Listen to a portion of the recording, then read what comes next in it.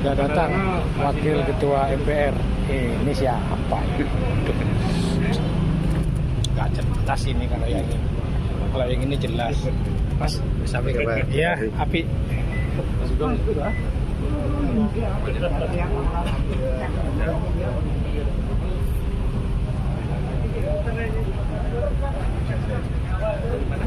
Saya lah Pak. Jin, nah kamu digoleki cakep. Diisi kursi depannya masih kosong.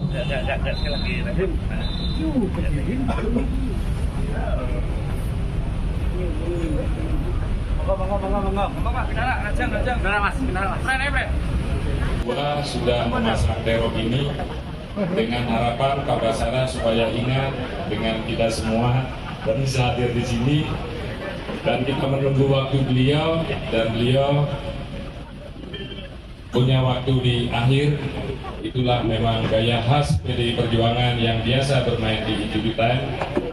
Karena besok kita semua sudah libur, ya, ini hari terakhir kita bekerja semuanya. Besok kita sudah cuti bersama, dan mulai besok saya sudah tidak terima tamu, Bapak Ibu sekalian. Tolong disampaikan ini terima tamu saya terakhir, dan kita bertemu di sini semuanya. Saya harapkan semua nanti kita akan mendapat banyak tentang informasi, tausiah kebangsaan dari beliau, sehingga tidak banyak saya akan menyampaikan. Selanjutnya saya kembalikan ke pembawa acaranya. Kurang lebih saya mohon maaf. Di sini nanti monggo setelah ini kita acara santai, lebih banyak kita ngobrol. Dan mungkin nanti teman-teman butuh doorstop, silakan langsung saja dengan beliau. Kalau dengan saya mungkin lain waktu kita bisa, sehingga banyak hal nanti yang bisa kita manfaatkan dari pertemuan ini. Kurang lebihnya saya mohon maaf. Wallahul muwaffiq ila aqwamit thoriq. Assalamualaikum warahmatullahi wabarakatuh. Budaya, salam kebajikan, rahayu, merdeka. Alhamdulillah. Alhamdulillahirabbil alamin wa bihi nasta'inu ala umuri dunya waddin. Wassalatu wassalamu ala asrafil anbiya'i wal mursalin wa ala alihi wa sahbihi ajma'in. Amma ba'du. Yang saya hormati dan banggakan Ketua DPRD Kota Malang Al-Mukarrom Maderian Diana Kartika SEMM Gus Made, dan segenap teman-teman fraksi PDI Perjuangan DPRD Kota Malang, juga rekan-rekan juang yang saya hormati dan banggakan, teman-teman yang mewakili PWI, kemudian AJI, PFI, kemudian IJTI, IWO Indonesia, dan MOI atau MOI yang pimpinan atau ketua-ketuanya sudah hadir di depan podium ini, beserta seluruh para anggota yang hadir. Pertama, mari kita panjatkan puji syukur kehadiran Tuhan Yang Maha Esa, karena atas berkat, rahmat, dan karunia-Nya kita kembali bertemu dalam acara yang sudah disepakati bersama antara pimpinan MPR RI dengan Ketua DPRD Kota Malang, bahwa setiap menjelang Idul Fitri dilaksanakan silaturahmi bersama antara saya selaku Wakil Ketua MPR dan anggota DPR RI Dapil Malang Raya dengan Ketua DPRD Kota Malang di rumah dinas DPRD Kota Malang. Saya sengaja mengambil reses pada kali ini, mengambil waktu hamin seminggu menjelang hari raya. Kalau dihitung dari tanggal 18 hari ini adalah H-3 menjelang hari raya menurut kalender Muhammadiyah, atau H-4 menjelang hari raya menurut kalender Nahdlatul Ulama. Jadi kalau NU lebaran tanggal Muhammadiyah lebaran tanggal 21, rencananya NU bersama pemerintah lebaran tanggal 22 April yang akan datang. Jadi kita berada di H-4 menjelang hari raya Idul Fitri bersama-sama dengan pemerintah dan segenap masyarakat Indonesia yang lainnya. Dan saya sudah bersepakat setiap tahun untuk bertemu dengan teman-teman sekalian yang pada tahun kemarin silaturahmi ini masih dengan teman-teman PWI Malang, ya. Yang kedua, tradisi halal bihalal. Nah, tradisi halal bihalal itu juga adalah tradisi Islam Indonesia yang sebelumnya tidak kita temukan di negara-negara Islam lainnya, termasuk di Saudi Arabia atau negara-negara Islam yang lainnya. Karena tradisi halal bihalal itu diperkenalkan pertama kali oleh Presiden Soekarno ketika tahun 1948 sebagai seorang kepala negara, karena pada waktu itu sistem pemerintahan kita sudah menjadi sistem parlementer. Bung Karno di tahun 48 itu sudah menjadi Presiden Kepala Negara, sementara Presiden Kepala Pemerintahan dijabat oleh Perdana Menteri. Pada saat itu Bung Karno berusaha untuk mendamaikan para elit politik bangsa atau elit bangsa yang baru 3 tahun merdeka, tapi banyak elit bangsa pada waktu itu berselisih paham, kemudian bahkan saling bertikai satu sama lain untuk mempertahankan pendapatnya. Dan gagasan-gagasannya tentang Indonesia yang memang baru 3 tahun merdeka. Bung Karno sangat khawatir negara yang baru seumur jagung merdeka, sementara Belanda bersama sekutunya berusaha menggagalkan kemerdekaan Indonesia dengan melakukan agresi militer yang pertama dan yang kedua. Lalu Bung Karno berpikir bagaimana menyatukan bangsa Indonesia yang para pemimpinnya berselisih paham, bahkan saling bermusuhan satu sama lain pada waktu itu. Lalu Bung Karno bertanya kepada tokoh Nahdlatul Ulama, Kiai Haji Wahab Hasbullah.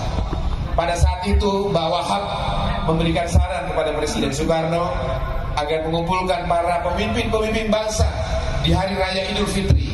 Forum itulah yang menurut Kiai Wahab Hasbullah sebagai forum yang tepat untuk mempertemukan para elit bangsa, bertemu, bersilaturahmi, menyambung tali kasih, dan kemudian bermaaf-maafan. Bung Karno kemudian menyetujui salam dari Mbah Wahab atau Kiai Wahab Hasbullah itu. Tetapi Bung Karno minta dicari istilah yang lebih sesuai dengan kepribadian bangsa Indonesia. Akhirnya kemudian ditemukanlah istilah halal bihalal. Maka sejak Idul Fitri 1 Syawal pada waktu tahun 1948 untuk pertama kalinya diadakan acara halal bihalal pada saat Idul Fitri 1948 di Istana Negara. Maka sejak saat itulah teman-teman media yang saya hormati, bangsa Indonesia memiliki yang namanya tradisi halal bihalal. Maka sejak Idul Fitri 1 Syawal pada waktu tahun 1948 untuk pertama kalinya diadakan acara halal bihalal pada saat Idul Fitri 1948 di Istana Negara. Maka sejak saat itulah teman-teman media yang saya hormati, bangsa Indonesia memiliki yang namanya tradisi halal bihalal, yaitu setelah Idul Fitri hari pertama, bangsa Indonesia, para tokoh masyarakat dan lain-lainnya menyelenggarakan kegiatan Idul Fitri dalam bentuk halal bihalal, mengundang saudara-saudaranya, sahabatnya, kerabatnya, dan lain-lainnya untuk bersilaturahmi dan saling memaafkan untuk kembali kepada pribadi yang suci.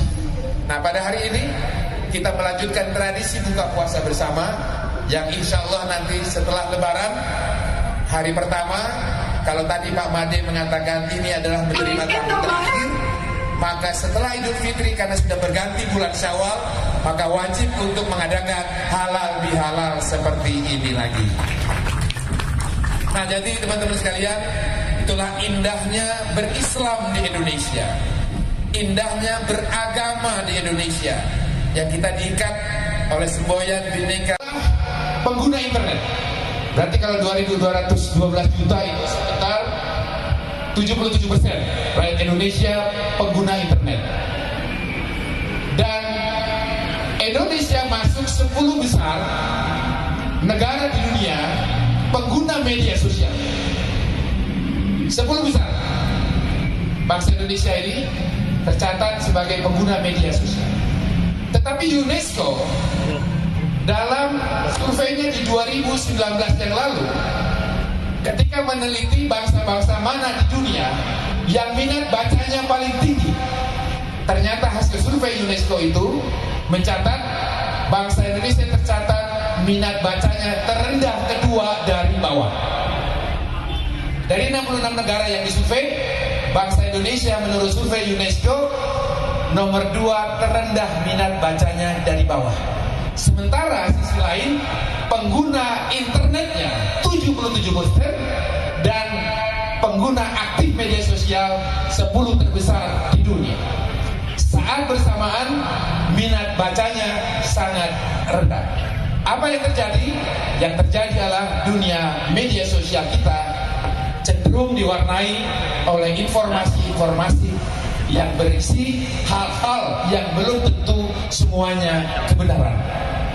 Pada konteks inilah tanggung jawab teman-teman media menjadi sangat penting untuk meluruskan berbagai berita bohong, berbagai berita hoax yang mungkin akan dipakai oleh sebagian oknum-oknum di tengah masyarakat kita, baik itu untuk kepentingan ideologi tertentu, kepentingan politik praktis tertentu, ataupun kepentingan-kepentingan yang lain.